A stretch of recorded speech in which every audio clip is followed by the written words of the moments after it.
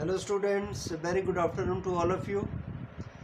देखिए, आज फ्रांसीसी क्रांति के प्रभावों के बारे में हम पढ़ने जा रहे हैं कि what were the effects of the French revolution.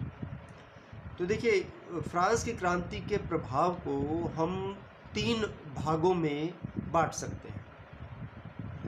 एक तो फ्रांस पर क्या प्रभाव पड़े फ्रांस की क्रांति के, एक यूरोप पर क्या प्रभाव पड़े और एक विश्व पर कौन कौन से प्रभाव पड़े। तो देखिए, इन तीनों बातों से आप समझ गए होंगे कि फ्रांस की क्रांति के प्रभाव केवल फ्रांस तक सीमित नहीं थे। ये वास्तव में, जैसे कि रैमसे मूर एक प्रसिद्ध इतिहासकार रहे हैं, उन्होंने एक बात कही थी। उन्होंने कहा था कि ये फ्रांस की केवल एक आंतरिक घटना नहीं थी, बल्कि ये एक विश्व क्रांति थी। It was a world revolution, क्योंकि इसने समस्त मानव जाति के इतिहास पर एक गहरी छाप छोड़ी थी। एक लंबे समय तक विश्व के अनेक देशों पर इसका प्रभाव रहा और ये बहुत से देशों के क्रांतिकारियों के लिए प्रेरणा स्रोत रही। देखिए, जब आप भारतीय राष्ट्रवाद के बारे में पढ़ते हैं तो अक्सर ये बात आती है कि जो पाश्चात्य शिक्षा प्राप्त नवयुवक थे भारत में, जिन्होंने फ्रांसीसी क्रांति के बारे में पढ़ रखा था, उनके अंदर राष्ट्रवाद का उदय हुआ पाश्चात्य शिक्षा के कारण भारत में। तो देखिए, ये क्रांति जो है, ये कोई फ्रांस तक सीमित नहीं थी, बल्कि इसका पूरे विश्व पर, पूरे यूरोप पर प्रभाव पड़ा।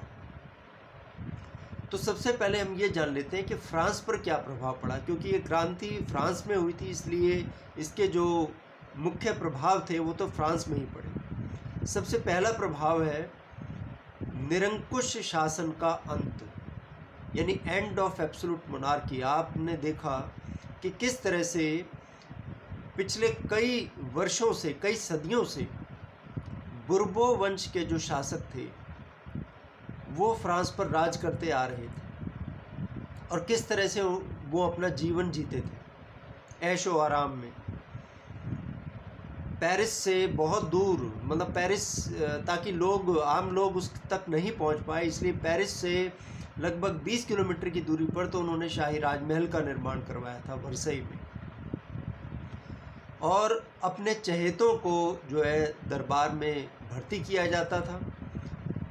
फ्रांस की जनता उस निरंकुश शासन से, उस स्वेच्छाचारी शासन से परेशान थी। लेकिन 1789 की क्रांति का प्रभाव ये हुआ कि राजतंत्र का अंत कर दिया गया। 1793 में लुई 16वें को मृत्यु दंड दे दिया गया और फ्रांस में गणतंत्र की स्थापना हो गई, रिपब्लिक बन गया फ्रांस। तो पहला प्रभाव यह पड़ा कि निरंकुश शासन का अंत हुआ। दूसरी बात यह कि फ्रांस में एक लिखित संविधान की रचना हुई, रिटन कॉन्स्टिट्यूशन। इससे पहले शासन प्रणाली के निश्चित सिद्धांतों का पता नहीं था, यानी कानून जो है लिपिबद्ध नहीं थे। प्रशासन की जो सारी शक्तियां थी, यानी कार्यपालिका, विधानपालिका, न्यायपालिका, वो सब सम्राट के हाथों में केंद्रित थी। यहाँ तक कि मंत्रियों और उच्च अधिकारी जो होते थे, उनके भी जो शक्तियाँ थी वो भी निश्चित नहीं थी। तो इससे क्या हुआ कि फ्रांस में किसी भी प्रकार का कोई लिखित संविधान नहीं था। और अब फ्रांस की क्रांति के फलस्वरूप फ्रांस में संविधान का निर्माण हुआ। हालांकि देखिए, ये संविधान भी दोष रहित नहीं था, इसमें भी बहुत सारे दोष थे, लेकिन इसके बावजूद जो है, इस क्रांति के फलस्वरूप एक लिखित संविधान जो है फ्रांस को प्राप्त हुआ। तो ये एक महत्वपूर्ण घटना थी, महत्वपूर्ण प्रभाव था। आप जानते हैं कि फ्रांस के नागरिकों को किसी प्रकार के अधिकार नहीं थे। आप जानते हो कि किस तरह से सामंतवादी ढांचे के अंतर्गत 3 एस्टेट बने हुए थे। उन 3 एस्टेट में से प्रथम 2 एस्टेट के पास विशेषाधिकार प्राप्त थे, उनको तो अधिकार प्राप्त थे, लेकिन फ्रांस की आम जनता को अधिकार प्राप्त नहीं थे। लेकिन इस क्रांति के फलस्वरूप फ्रांस की जनता को व्यक्तिगत स्वतंत्रता और कुछ मौलिक अधिकार प्राप्त हुए। अभी तक जो प्राप्त थे अधिकार वो केवल कुलीनों के पास, पादरियों के पास थे, और क्रांति के समय आम लोगों ने मांग उठाई थी, अपने काहिए जो उनके शिकायत पत्र होते थे इसमें मांग उठाई थी। तो इसके बाद जो है क्रांति के फलस्वरूप लोगों को नागरिक अधिकार दिए गए। ठीक है, यानी नागरिक अधिकारों की घोषणा, ये जो है हमारा अगला ये पॉइंट है। इसके बाद नेक्स्ट पॉइंट है सामंती प्रणाली का अंत। देखिए, फ्रांस में 4 अगस्त 1789 को सामंतवाद का अंत घोषित कर दिया गया। End of feudal system in France. अब फ्यूडल सिस्टम के कितने नुकसान थे आप देख सकते हो। परंपरागत जो एक ढांचा बना हुआ था जिसके अंतर्गत किसान, जो कृषिदास होते थे, वो सब आते थे, सर्व्स, और उनको किस तरह से उनका शोषण हुआ करता था। ठीक है ना, वो सब खत्म हो गया। वो जो सामंतवादी ढांचा था जिसमें count, duke, baron, knights, archbishop, bishop, count, viscount, ये सब जो पद बने हुए थे ये सब समाप्त कर दिए गए। कुलीनों के विशेषाधिकार अब समाप्त कर दिए गए। जो कुलीनों को पहले विशेषाधिकार मिले होते थे अब उनको समाप्त कर दिया और उनको फ्रांस का नागरिक कहकर पुकारा गया। ये जो है राष्ट्रीय सभा, जो मध्यम वर्ग था ना, मतलब जनसाधारण वर्ग था, उसको राष्ट्रीय सभा मान लिया गया था फ्रांस की क्रांति के दौरान। तो ये राष्ट्रीय सभा की सबसे बड़ी अचीवमेंट थी कि 4 अगस्त 1789 को फ्रांस को सामंतवाद से मुक्त घोषित कर दिया गया। अच्छा, इसके बाद अगला जो पॉइंट है प्रभाव, फ्रांस में प्रशासनिक सुधार हुए, एडमिनिस्ट्रेटिव रिफॉर्म्स। तो देखिए, फ्रांस की पुरातन व्यवस्था जो थी उसमें बहुत सारे दोष व्याप्त थे, जनता दुखी हो गई थी। कैसे आपने देखा कि जो पद होते थे, सरकारी पद, उनकी खरीद फरोख्त होती थी। और फ्रांस में प्रशासनिक सुधार के नाम पे एक ये भी बात है कि फ्रांस में जो ढांचा था, प्रशासनिक ढांचा, वो सभी प्रांतों में एक जैसा नहीं था, अलग अलग ढांचा था। 400 प्रकार के कानून प्रचलित थे फ्रांस में। एक कानून दूसरे प्रांत में कानून माना ही नहीं जाता था। तो अब इस क्रांति के फलस्वरूप फ्रांस को 83 प्रांतों में बांट दिया गया। प्रांतों को फिर आगे कैंटनों और कम्यूनों में ये इनकी इकाई हुआ करती थी। जैसे हम यहाँ पे जिला और ब्लॉक, तहसील इस तरह से बोलते हैं ना, ऐसे वहाँ पे मतलब 83 डिपार्टमेंट बोला जाता है। 83 प्रांतों में बांट दिया गया और प्रांतों को आगे जिलों में, जिलों को कैंटनों में, कैंटनों को आगे कम्यूनों में बांट दिया गया। और महत्वपूर्ण प्रशासनिक पदों पर योग्य पदाधिकारियों की नियुक्ति की जाती थी। तो इस प्रकार से फ्रांस की प्रशासनिक व्यवस्था में भी सुधार हुए इस क्रांति के फलस्वरूप। न्याय प्रणाली का पुनर्गठन हुआ।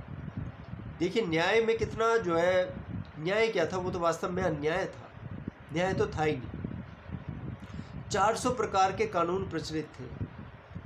सामंतों के, सैनिकों के, चर्च के अलग अलग न्यायालय होते थे। अब क्या हुआ, अब जूरी व्यवस्था कर दी गई। जूरी मतलब सिस्टम ऑफ जजेस। कुछ जजेस मिलकर एक फैसले का, एक मुकदमे का फैसला किया करते थे, जैसे कि अब सिस्टम होता है। फिर इस क्रांति के फलस्वरूप मध्यम वर्ग का प्रभुत्व स्थापित हो गया। देखिए, वो मध्यम वर्ग ही था जिसने फ्रांस के लोगों में चेतना जागृत की थी। फ्रांस की क्रांति के लिए लोगों को लामबद्ध किया था, ये मध्यम वर्ग ही था। तो मध्यम वर्ग ने क्योंकि जागृति लाने में महत्वपूर्ण भूमिका निभाई, तो फ्रांस में एक शक्तिशाली मध्यम वर्ग का उदय हुआ, जिसमें वकील, न्यायाधीश, चिकित्सक, अध्यापक, दार्शनिक, ये सब जो इसमें होते थे। और इस वर्ग ने फ्रांस की क्रांति लाने में, इसे सफल बनाने में महत्वपूर्ण भूमिका निभाई। तो इस वर्ग का वर्चस्व जो है फ्रांस में स्थापित हो गया। फिर एक और जो बहुत बड़ी बुराई थी फ्रांस में, वो थी चर्च में जो दोष व्याप्त थे। तो अब इस क्रांति के कारण चर्च जैसी संस्था का पुनर्गठन हुआ। The church was रीऑर्गेनाइज्ड।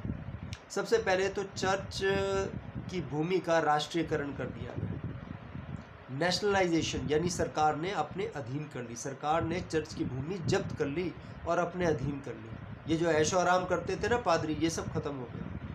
और जो पादरी होते थे, योग्यता के आधार पर उनको सरकारी नौकरी दी जाती थी चर्चों में, यानी वो एक, ये कह लो कि एक गवर्नमेंट एम्प्लॉय बन गए, ठीक है ना, एक तरह से सरकारी कर्मचारी, वेतनभोगी कर्मचारी बन गए वो। उनको वेतन दिया जाने लगा। पहले तो वो टिथ लेकर और लोगों से पैसे ऐठा करते थे।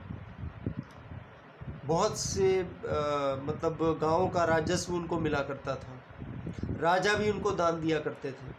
अब वो सब खत्म हो गया। टिथ जो वो 1/10वां भाग लोगों की आय से लिया करते थे, वो अब खत्म कर दिया गया। तो चर्च की संपत्ति का राष्ट्रीयकरण कर दिया गया, मतलब सरकार ने चर्च की संपत्ति जब्त कर ली, अपने अधीन कर ली, ठीक है। तो एक ये प्रभाव पड़ा कि चर्च का पुनर्गठन हुआ। फिर शिक्षा और साहित्य का विकास हुआ। आप ये देखिए कि फ्रांस में क्रांति के फलस्वरूप सरकार द्वारा शिक्षा का राष्ट्रीयकरण कर दिया गया, यानी अब सरकार शिक्षा देगी। अब शिक्षा चर्च तक सीमित नहीं था, ठीक। अब सरकार ने शिक्षा देने का दायित्व अपने ऊपर ले लिया। तकनीकी शिक्षा पर बल दिया गया। आप ये देखिए कि उस समय फ्रांस में जो आज हम बोलते हैं ना RTE, राइट टू एजुकेशन, कि 14 साल से नीचे जितने भी बच्चे हैं या 14 साल के जो बच्चे हैं, उन सभी को शिक्षा का अधिकार है। फ्रांस में प्राथमिक शिक्षा अनिवार्य रूप से लागू कर दी, कंपल्सरी एजुकेशन। ये उस समय की बात है, 1789 की बात कर रहे हैं।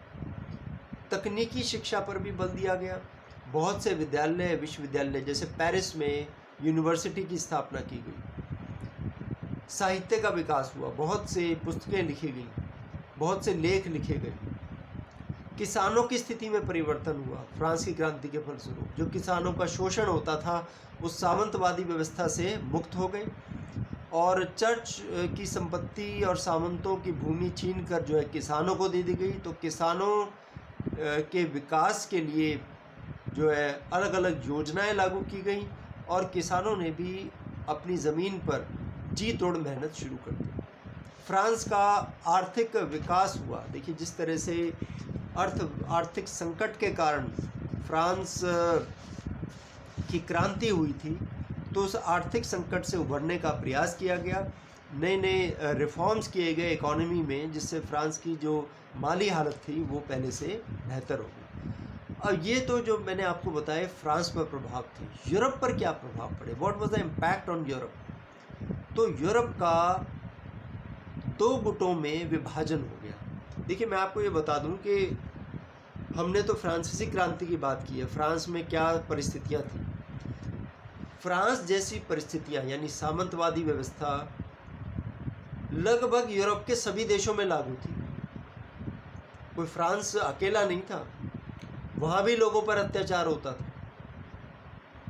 तो जब फ्रांस की क्रांति हुई तो जो शासक वर्ग था उसने ये सोचा कि जिस तरह से फ्रांस में लोगों ने क्रांति कर दी राजा के खिलाफ, कहीं इस क्रांति से प्रभावित होकर उन देशों के लोग भी क्रांति ना कर दें राजाओं के खिलाफ। इसलिए यूरोप का 2 गुटों में विभाजन हो गया। कुछ तो राष्ट्र ऐसे थे जिन्होंने फ्रांसीसी क्रांति का समर्थन किया, ठीक है, जैसे बेल्जियम, हॉलैंड जैसे जो देश थे। इंग्लैंड ने भी शुरू में समर्थन किया था फ्रांस की क्रांति का।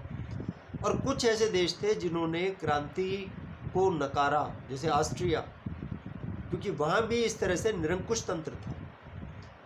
तो यूरोप में क्रांति की दो प्रकार की प्रतिक्रिया हुई। कुछ देशों ने इसे स्वीकार किया, कुछ देशों ने इसका समर्थन किया और कुछ देशों ने इसके खिलाफ प्रतिक्रिया की। बल्कि फ्रांस की क्रांति को दबाने के लिए कुछ शासकों ने, जैसे ऑस्ट्रिया के शासकों ने सेना भेज दी अपनी, फ्रांस के क्रांतिकारियों को दबाने के लिए।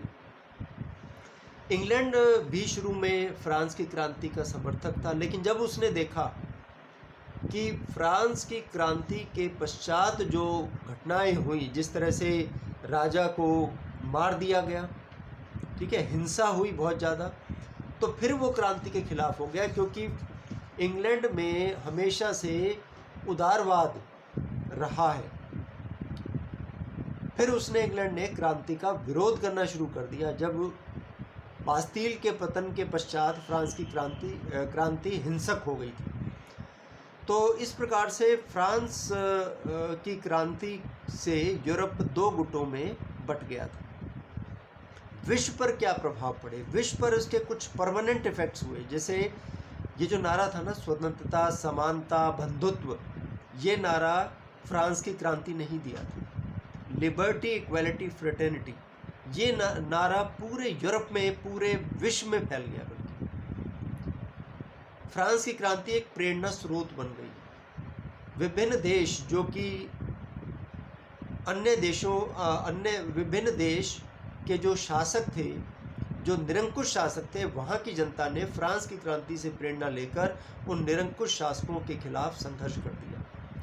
फ्रांस की क्रांति भारतीय स्वतंत्रता संग्राम की भी प्रेरणा स्रोत बनी रही, खासकर 1857 की क्रांति। राष्ट्रीयता की भावना का विकास हुआ फ्रांस की क्रांति के कारण। प्रजातंत्र और समाजवादी विचारों का प्रचार हुआ, क्योंकि निरंकुशता जो है बहुत ज़्यादा देख ली थी विश्व के लोगों ने।